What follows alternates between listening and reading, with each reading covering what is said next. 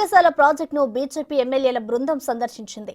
నీటిలో మునిగిపోయిన pump house ను పరిశీలించారు బీజేపీ ఎమ్మెల్యేలు. ప్రభుత్వ నిర్లక్ష్యం, మెగా అసమర్థత వల్లే ఈ దుస్థితి తలెత్తిందని ఆరోపించారు. వేల కోట్ల ప్రజాధనాన్ని వృధా చేశారని మండిపడ్డారు. నాసిరకం పనులు చేసిన మేఘా కంపెనీపై ఎందుకు చర్యలు తీసుకోవడం లేదని ప్రశ్నించారు.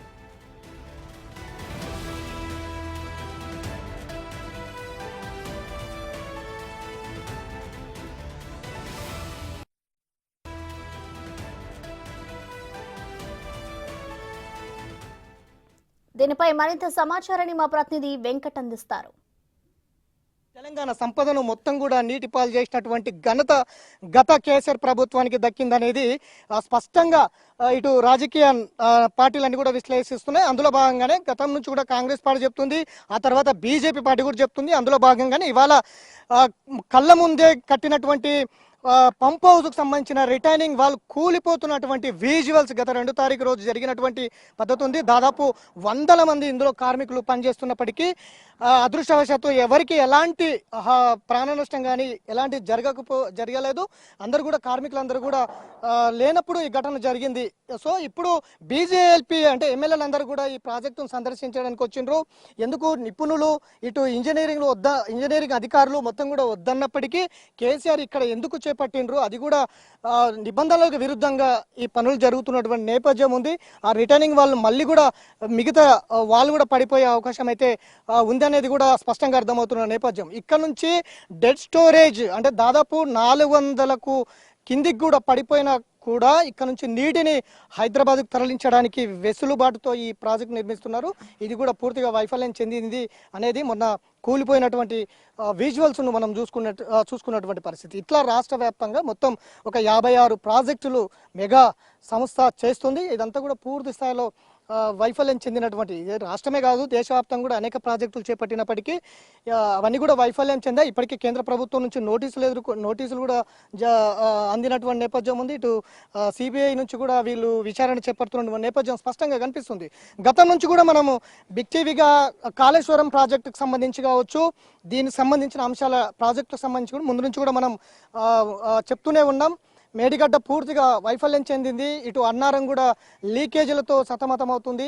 ఇటు సుందిల్లో కూడా అదే పరిస్థితిలో ఉంది. ఇప్పుడు ఇది చాలా ప్రతిష్టాత్మకంగా తీసుకున్నారు. గత ప్రభుత్వాలు వద్దు అని పక్కన పెట్టినప్పటికీ కేసీఆర్ బలవంతంగా ఈ ప్రాజెక్టు నిర్మించారు. ఇది కూడా నిలువున కూలిపోతున్నటువంటి నేపథ్యం ఉంది. ఇట్లా ప్రతి ప్రాజెక్టు కూడా గత కేసీఆర్ ప్రభుత్వం ఇచ్చినటువంటి ప్రతి ప్రాజెక్టులో కూడా ఇట్లాంటి వైఫల్యమే ఉంది.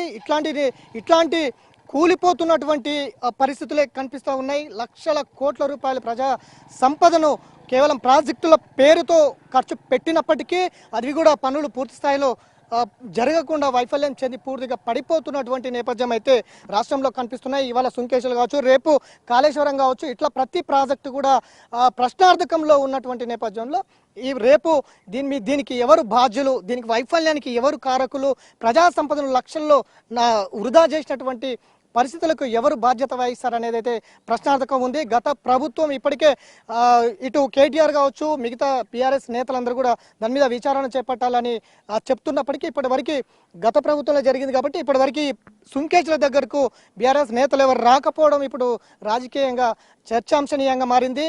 సుంకేశ్వరే కాదు కాళేశ్వరం కూడా అదే పరిస్థితిలో ఉంది. కాబట్టి ఇవాళ బీజేపీ ఎల్పీ ఎమ్మెల్యేలందరూ కూడా ఈ సుంకేశ్వర ప్రాజెక్టును సందర్శించారు. ఈ కూలినటువంటి ఏదైతే రిటర్నింగ్ వాల్ ఉందో ఈ వాళ్ళంతా కూడా పరిశీలించినటువంటి నేపథ్యం అయితే స్పష్టంగా కనిపిస్తూ ఉంది. మరి ఇది ఇప్పటికే దాదాపు ప్రారంభోత్సవానికి ముందు 1450 కోట్ల రూపాయల అంచనా వేసిండ్రు.